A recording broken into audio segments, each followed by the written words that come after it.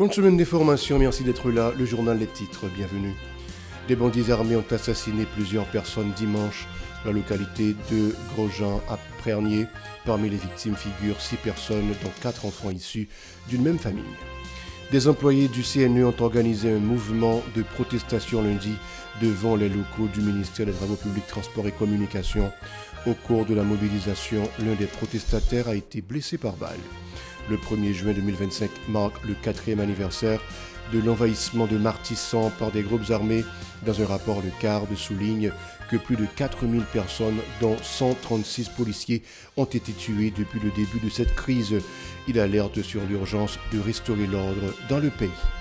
Le policier Ronald Guerrier a été entendu lundi dans le cadre de l'enquête en cours sur l'assassinat de l'ancien président Jovenel Moïse.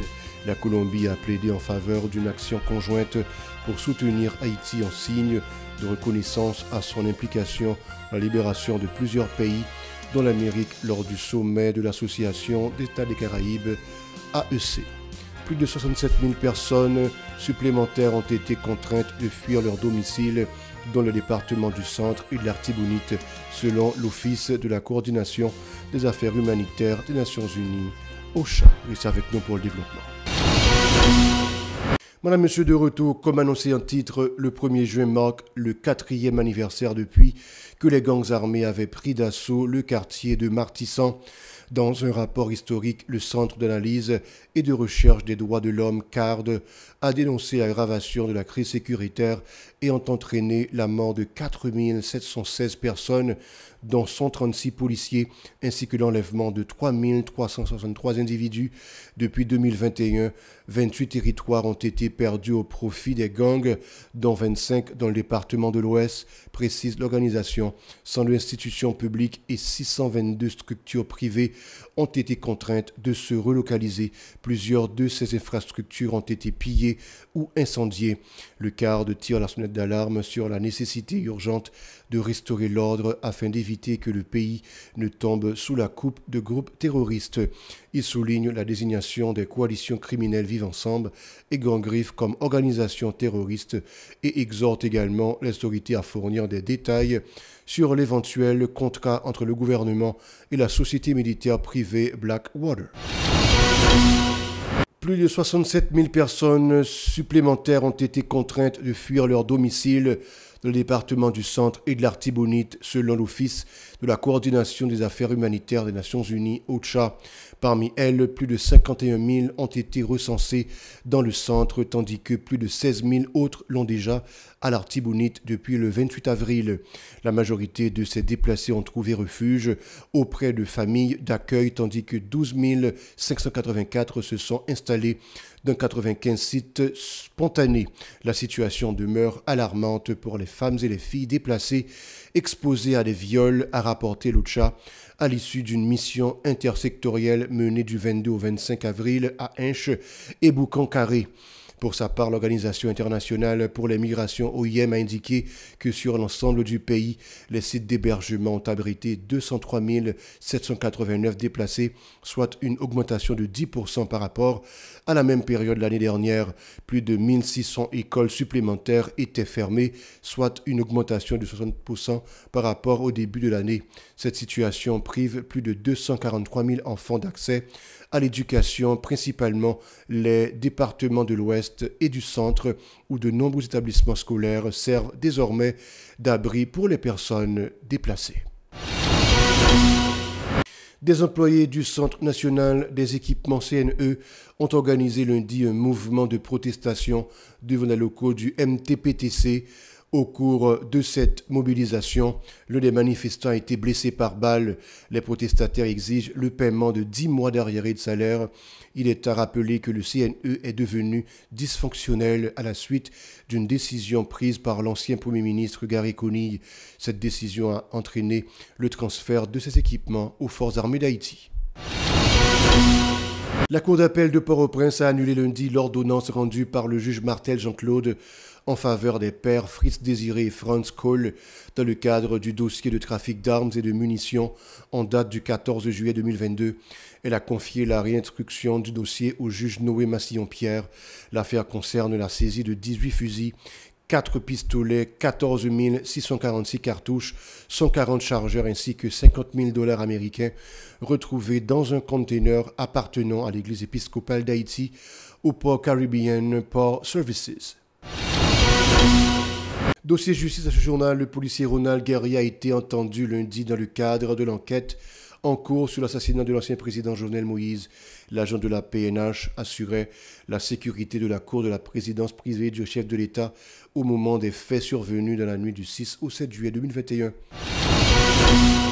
De nombreux déplacés internes continuent de dénoncer leurs conditions de vie inhumaines dans l'espoir que les autorités prendront enfin des mesures concrètes pour améliorer leur sort. Nous faisons face à la faim et à la soif. Nos conditions d'hygiène sont insalubres et nos femmes, nos filles, nos sœurs risquent de contracter des infections en raison de leur grande vulnérabilité, ont déclaré certains déplacés hébergés dans les locaux du ministère de la Communication, tout en critiquant l'indifférence manifeste des autorités face à leur désespoir. Écoutez-les au micro de Yasmin Sanon. Le monde n'a qu'un mal vivre. L'aime pas c'est capable n'a plus senti dit gagne par la pipe oui que chou. On seul bagay m'a dit l'état ou bien secteur privé a rend moins invivable. Regardez l'aime lever beaucoup bon cas. Pendant que gon pilote Simon, pilote malheureuse qui Simon support yo papa yo mourir dans guerre savane pistache. Y a madame 50 good qui vision mettre dans tête moi monsieur. Moi dis nous merci. Premier peuple noir qui te prend indépendance. Je le dis à c'est lui-même qui a mangé cacané jusqu'à maintenant. Je ne pas à l'hôpital.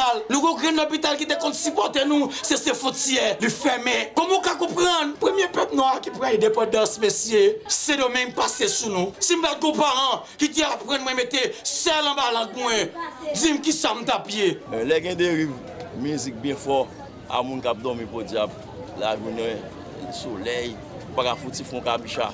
Moi-même, c'est à terre, je suis venu en binati, ça là. Inès, gravette, je ne peux pas dormir. Moi-même, ça c'est l'elfine jour, ça c'est fonti dormir. Moi-même, ça c'est pas gagné pendant 10 ans là, à terre là. Pas de changement, pas d'encouragement. Et nous n'avons pas d'espoir en même temps. C'est vraiment question de nourriture, question de bien, pas de conditions, c'est ça là. Parce que je n'ai pas de côté pour me dormir.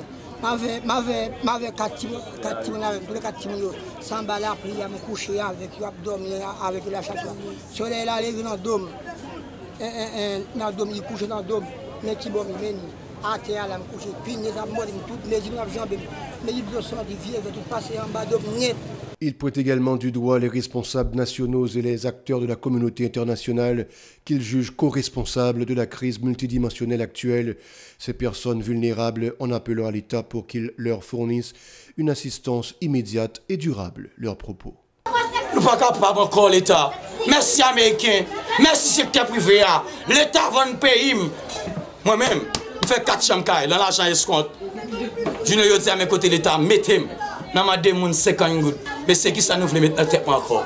A je ne sorti fatra ça yo, pendant que c'est nous-mêmes qui activons yo. A je ne sorti fatra ça yo, pendant que c'est nous-mêmes qui activons yo. Qui ça nous mettait dans tête moi. Mais on seul bagaille. M'a dit, quel que soit l'État, n'est qui conviction, n'est qui sentiment, n'est qui vertébral, passez ouais nous chaîne ça. Moi avec 7 nèg ça yo qui viennent voler, qui viennent piller, qui rendent moi pas cabrer pour changer l'autre traité. Qui rend petit point pas à l'école, pas qu'à rentrer ça me doit entrer dans le foyer. Qui ça me faire monsieur? Dis-moi, ça me faire. Un seul bagaille, passez visiter peuple là. Nous pas gain de l'autre traité. Mesdames yo a bien n'importe gens. Soleil là couché dans le dôme. Ça tout le monde gagne entente là moi pas ça à plat comme ça. Les soirs là me coucher, me dormir, me coucher, y a jeté ma gauche, y a jeté ma droite. À droite tout j'aime faire, m'pa ça dit demander ça dit pour l'État dire un mot pour nous dans cette situation ça nous est là. La Colombie a appelé à une action urgente et conjointe des membres de l'Association des États de la Caraïbe AEC à l'issue du sommet réunissant les pays membres de la dite organisation. La ministre des Affaires étrangères colombienne Laura Sarabia a salué les actions héroïques d'action pour l'indépendance de plusieurs pays d'Amérique latine et des Caraïbes. Elle a estimé que l'engagement accru pour soutenir Haïti face à la crise multidimensionnelle qui la frappe serait juste à ce sauver. sommet, le conseiller président Leslie Voltaire avait dirigé la délégation haïtienne accompagnée du chancelier haïtien Jean-Victor Harvel Jean-Baptiste. Par ailleurs, le conseiller président Leslie Voltaire s'est entretenu avec le vice-président du Salvador dans le cadre de sa visite dans ce pays afin de discuter de la situation sécuritaire d'Haïti. Le Premier ministre Alex Défis-Aimé, accompagné de membres du Conseil électoral provisoire CEP, a visité un centre où sont entreposés les équipements électoraux sensibles. Plus de 15 000 tablettes numériques destinées à l'enregistrement des électeurs sont déjà disponibles. 9 conteneurs de matériel électoral sont prêts à être déployés par région. Pour clore ce journal, la Fédération protestante d'Haïti a lancé 3 journées de jeûne du 4 au 6 juillet dans le cadre d'un réveil national en faveur d'un changement profond pour le peuple livré à lui-même. La présidente de la Fédération, Darline Montfort-Ménard, a annoncé la tenue de diverses activités visant à identifier des pistes de solutions durables pour sortir le pays de l'impasse. Elle a précisé qu'à l'issue de cette mobilisation, la Fédération soumettra aux autorités compétentes une série de recommandations. Écoutons-la au micro de Gérard Yoshrézil et Franz Michael Stevens. Donc le 18 août, nous organiserons un grand rassemblement de toutes les forces vives de la nation. Et la Fédération protestante d'Haïti aura occasion de remettre au gouvernement une liste de propositions. Propositions qui sera la traduction de révélations et de connaissances que nous aurons reçues pendant les 3 journées de jeûne, 4, 5, 6 juillet, et pendant 3 jours de retraite et de réflexion sur les solutions durables pour la transformation de notre pays.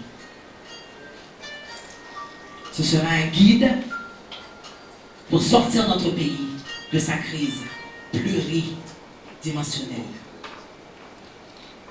Dans le cadre de cette série d'initiatives, nous présenterons également la commission de coordination de la Fédération protestante d'Haïti qui sera responsable de la planification des activités pour commémorer le 40e anniversaire de la création de la FPH, marquant ainsi un jalon essentiel dans notre parcours.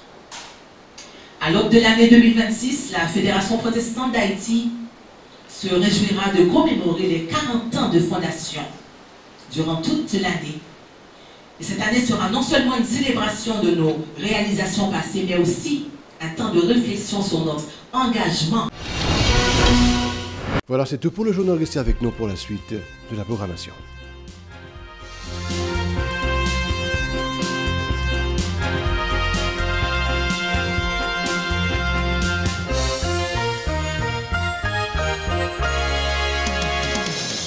Si vous jugez que cette vidéo est intéressante, n'hésitez pas à liker et partager la vidéo. Et surtout, n'oubliez pas de vous abonner à cette chaîne et activer la cloche de notification pour ne pas louper aucune de nos vidéos.